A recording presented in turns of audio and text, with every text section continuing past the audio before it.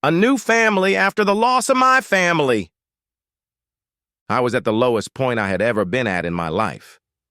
It was Christmas Eve, and all I could do was suppress sobs and hold back tears. I didn't even come one step closer to reliving the tragedy that occurred the day after Thanksgiving. My name is Rob Walters.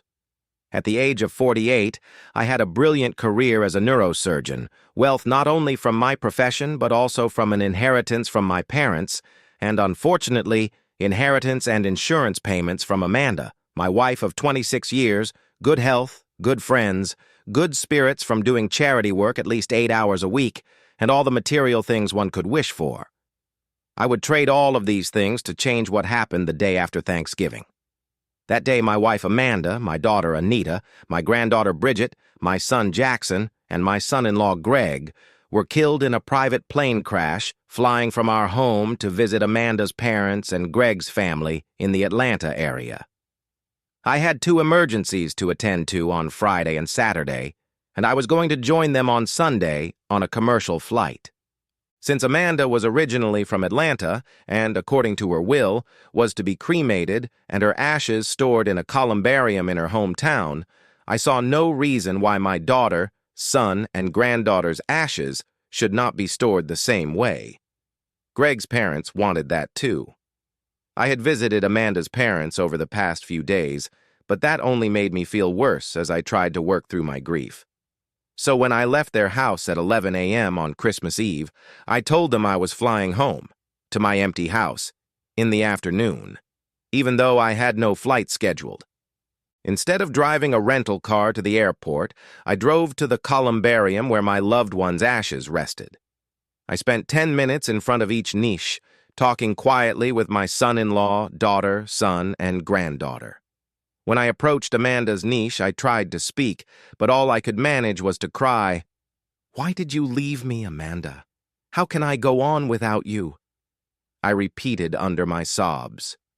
Eventually, I just collapsed on the floor, covered my face with my hands, and sobbed for an indeterminate amount of time before finally pulling myself together.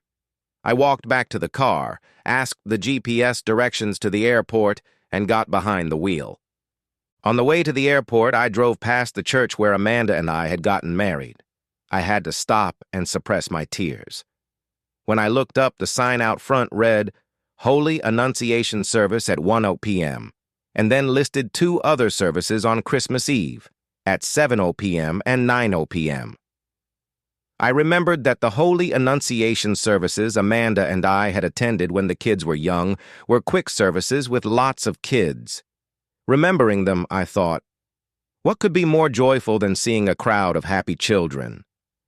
I hadn't attended church since my daughter's wedding many years ago, but while I didn't expect to achieve inner peace, I thought it certainly couldn't hurt to go to a happy church service on Christmas Eve. Since it was already 12:40, I pulled into the church parking lot and entered the sanctuary. I took a seat near the back pew and was a little encouraged by the excited little ones entering with their parents. However, 2 rows of pews in front of me, I saw a young mother who looked not so much happy as unhappy and anxious. The young mother had 3 children. I'm not good at determining ages, but I was sure they were all under the age of 8. The oldest was a girl, the middle child was a boy, and the youngest was another girl. When she got up to help one of the children, I could see that she was pregnant, probably about 6 months pregnant. During the service, I could not take my eyes off the young woman. From time to time, I saw tears in her eyes. Her children were restless, and she was trying to control them like a shepherd her cats. Suddenly, protective feelings flared up in me that I had never felt for anyone in my family before. After the funeral service, the young mother remained seated, obviously waiting for everyone to leave before trying to dress the children according to the temperature outside. It was about 30 or 40 degrees. I waited until all the parishioners had passed my pew and then approached the young woman. "Hello, my name is Dr. Robert Walters," I said. "I noticed that you seem to be overwhelmed, as well as me trying to cope with 3 active, cute babies. And I was wondering if there is anything I can do to help?" The young woman seemed surprised. She faltered and muttered, "I'm not used to people offering to help me. My name is Gail Downing, and these are Sally, Jimmy, and Evie," she said, pointing to her children from oldest to youngest. "Thank you for the offer, but I think I can manage on my own." At that moment, Evie started running, as fast as I assumed a 2-year-old could move, down the aisle. I chased after her, caught her, laughed with her, tickled her a little, and then handed her back to Gail. "Thanks. I may need some help," Gail sighed. I called the minister and asked if I could help Gail gather the children in the back of the sanctuary. He smiled and said, "Sure, just make sure the front door automatically closes behind you when you leave." I led Gail and her children to the back of the sanctuary and then said, "Because of recent tragedies in my life, I have come here seeking inner peace. Perhaps if you will tell me your story and allow me to help, I can move toward the inner peace I seek." This seemed to confuse Gail. I think she really wanted help, but didn't want to trust a stranger, even in church. I sensed this and said, "Let me first prove to you that I'm not a bad guy, and you can trust me." With those words, I pulled out my driver's license, looked at myself on my phone, and held both documents out to Gail. After Gail looked at my phone and license, she smiled and said, "You're a famous doctor." "Perhaps infamous," I grinned, and then, becoming somber, I said, "Perhaps you also need to know why I seek inner peace." I fumbled for one of the articles about my family's deaths and handed her my phone. She read it with increasing trepidation, and at the end, she began to sob quietly. Her words were not what I expected. "You seem to be one of the few people who can empathize with my situation. My husband Trent died in an industrial accident 4 months ago. He was a good, loving man, but he only had $5,000 worth of life insurance. And we have virtually no savings and are left with little to no family to help us." "Didn't his employer reimburse him for the accident?" I inquired. "No. His employer and the insurance company have offered nothing but money. I'm having a hard time right now. The bank is threatening to foreclose on me, my van needs repairs, and the kids are acting inadequate because I had to tell them that Santa might not be able to visit us for Christmas." Then she started sobbing. I took her in my arms. Without startling her, yelled to the kids, "How would you like to go to McDonald's?" Which got their attention and made them rush over to us. Gail pulled away from me, wiped her eyes, and started to say something when I held out a $50 bill to her.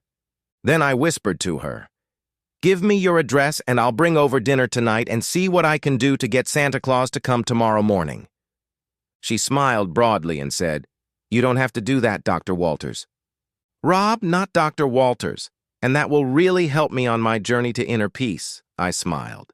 "Please, Gail, let me help myself by helping you." "Okay," she gasped. Gail told me the ages of her children, 7, 5, and 2, and what the 7- and 5-year-olds wanted for Christmas. She only named 2 things for each of them, and then I helped gather the kids into a pile. I carried little Evie to the 10-year-old minivan, which appeared to be in bad shape, while Jimmy and Sally ran alongside, discussing what they were going to buy at Mickey D's. As soon as I saw Gail's van pull out of the parking lot, I pulled out my phone and started looking for the nearest mall, which thankfully was open until 5 p.m. I got there in 10 minutes, found the store I was looking for, and gave the young employee a Christmas, paying her $200 to pick out not only 2 things the 7- and 5-year-olds wanted, but other gifts for them and a bunch of other things she assured me 2-year-old Evie was going to love. She even helped me carry the stuff to the rental car. Then I went to another store and picked out something for Gail. She needed to feel good about herself, too. And a bunch more rolls of wrapping paper and gift bags. By then, it was 5 o'clock and the mall was closing. I searched my phone for a grocery store and restaurants near Gail's address. The local grocery store was open until 6 p.m., so I hurried there and bought lots of breakfast food that I hoped the little kids would enjoy, as well as some basic groceries.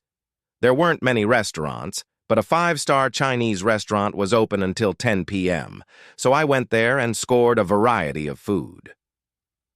Around 6:30, I showed up at Gail's very small but neat house with Chinese food, and then made a separate trip to get bags of groceries. I noticed that Gail looked 50% better than she did at church. She even smiled occasionally. The Chinese food was to the liking of even little Evie. By the end of the meal, we were all laughing and oohing and eyeing. By then, Gail looked even more rested than when I arrived. After dinner, we all played Candyland. I hadn't played it in 20 years, and Evie sat on my lap. Evie drew cards and helped move a pawn to the right place. Sally won, which made her as thrilled as an adult winning the lottery. After Sally and Jimmy went to bed, and while Gail cooked Evie, I read Sally and Jimmy a story and put them to bed. While I was doing that, Gail was tucking Evie in. "Thanks so much for dinner and the game," Gail grinned. "Hey, we're not done yet. We have a lot more of Santa's presents to wrap," I smiled. "What?" she asked. "Help me get them in from the rental car." Gail was stunned at the amount of presents. It took me 2 trips, and her 1 to get everything into the house. Then we started wrapping everything and labeling the gifts. Gail had a small artificial Christmas tree with a few ornaments, and when the presents were stacked around the tree, she was barely visible. By then, Gail was beyond excited. Her kids would have Christmas like other kids, after all. I felt almost as good as she did. Helping Gail and her family was the best thing for my mental health since my family was killed. "One more case and I'll be gone," I smiled at Gail. I pulled a small wrapped gift out of my coat pocket. It was a diamond tennis bracelet from the jewelry store at the mall. The bracelet was almost identical to the first tennis bracelet I'd bought Amanda the first Christmas I could afford it. "I can't accept anything from you. You're already too kind," Gail said, bursting into tears. "Gail, please, this will help me move toward inner peace. It's very similar to the one I gave Amanda a long time ago, and I'll be sad if you don't accept it." Gail wiped her tears, opened the gift, literally stunned when she saw what it was, and put it on her wrist. When Gail put the bracelet on her wrist, a strange thing happened. It was almost like an out-of-body experience that I had read about but thought was nonsense. When I first looked at Gail, I saw a beautiful woman, not a mother in distress.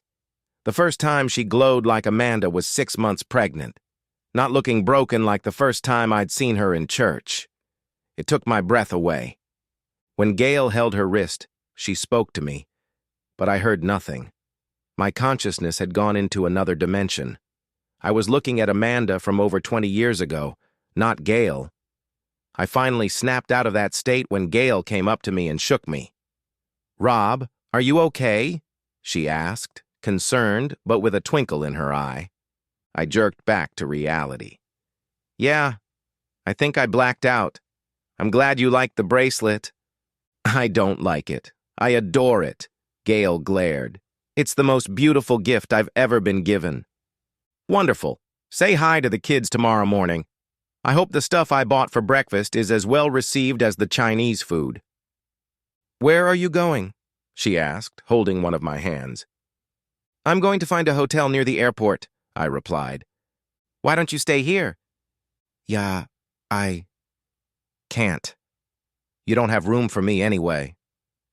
"My bed is king-sized, and it's been very lonely in it for the last 4 months," she said with a smirk. "I'd hate to take advantage of you," I replied solemnly, though unfortunately my body was otherwise inclined. "I'd take advantage of you," she smiled. "Plus you wouldn't have to worry about me getting pregnant." I think I slipped back into that out-of-body state, because I don't remember how I got there.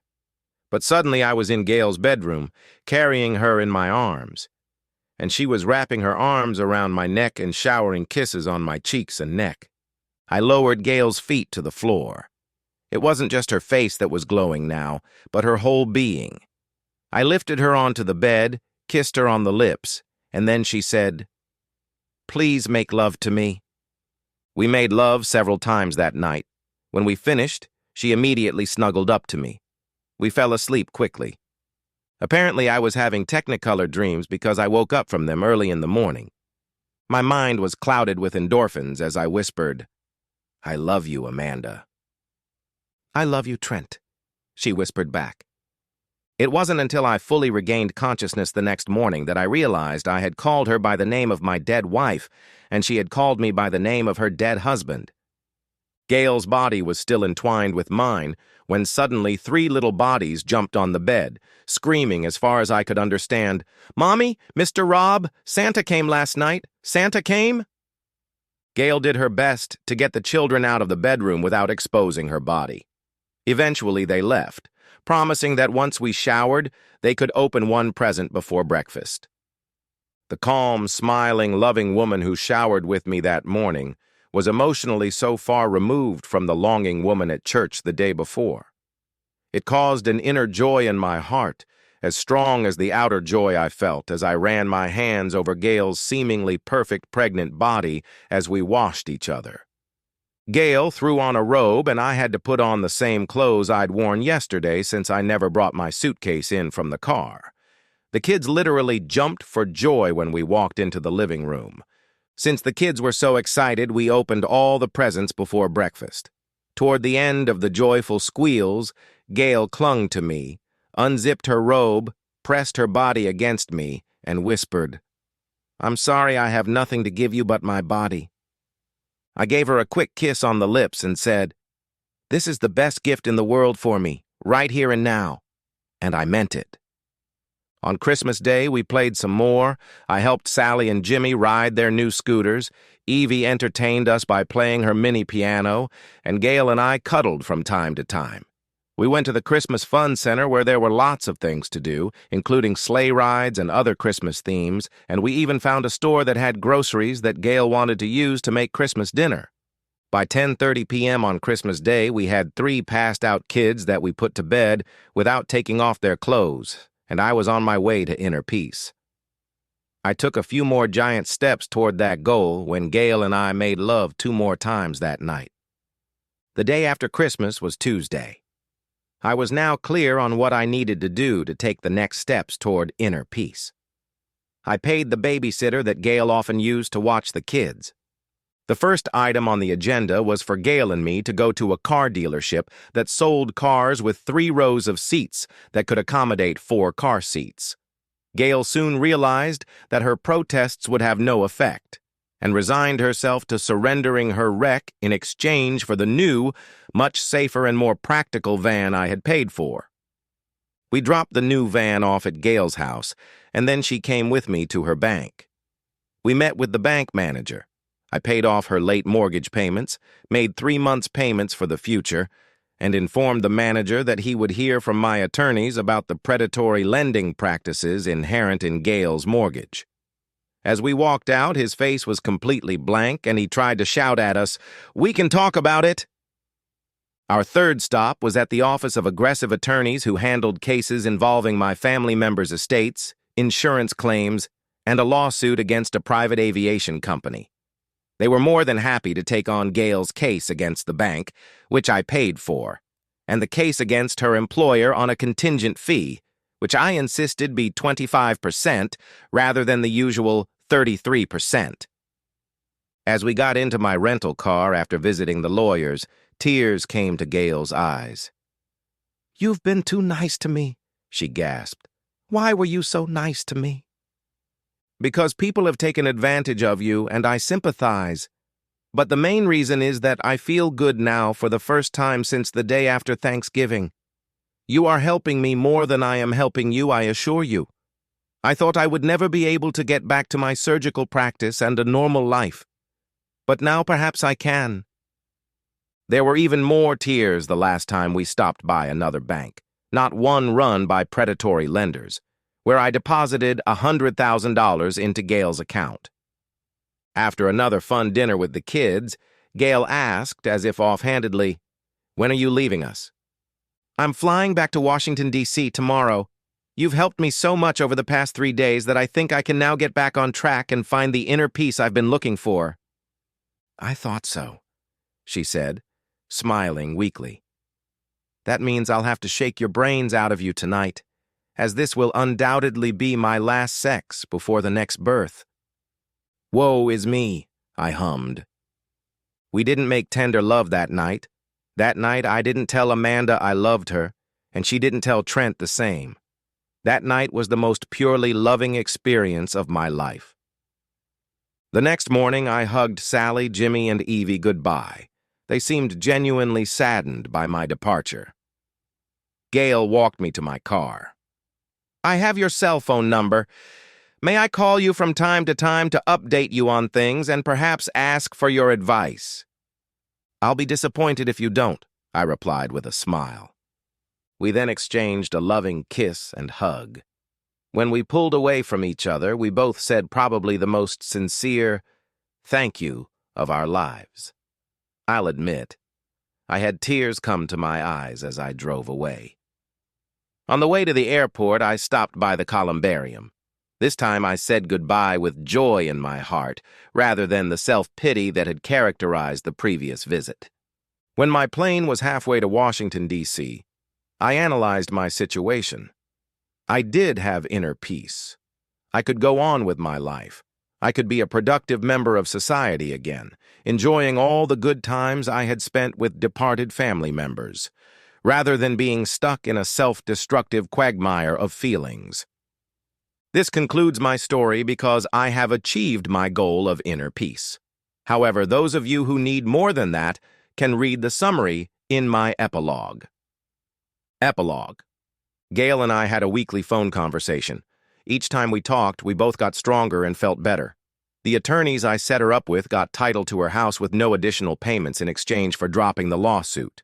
Trent's employer and his insurance company shelled out $2,000, $1.5 million of which went to Gail tax-free, and the remaining $500,000 to the attorneys. Gail gave birth to a boy without complications. I confess I choked up when she named him Robert Downing. How could I have named him anything else? She grinned. About 2 years after I returned from traveling in search of inner peace, I married my former sister-in-law, Amanda's younger, by 2 years, sister, Allison, who had been divorced for 6 years. Gail and her brood came to the wedding with her boyfriend Chris, who turned out to be a real stand-up guy. Gail felt more than fine, as did all 4 children. Throughout her visit, Gail wore the diamond tennis bracelet I had given her. "Are you still wearing my Christmas present?" I asked. "I haven't taken it off since the day you left us," she smiled warmly. For some reason, little Robert had grown attached to me, following me around whenever he could and crying when he had to leave. I guess it didn't hurt my heartstrings. In mid-January, Allison and I are going on our honeymoon to Hawaii. Last night we made love by moonlight on a secluded beach. I called her Amanda. She didn't mind. The end! Subscribe to my channel. Thank you.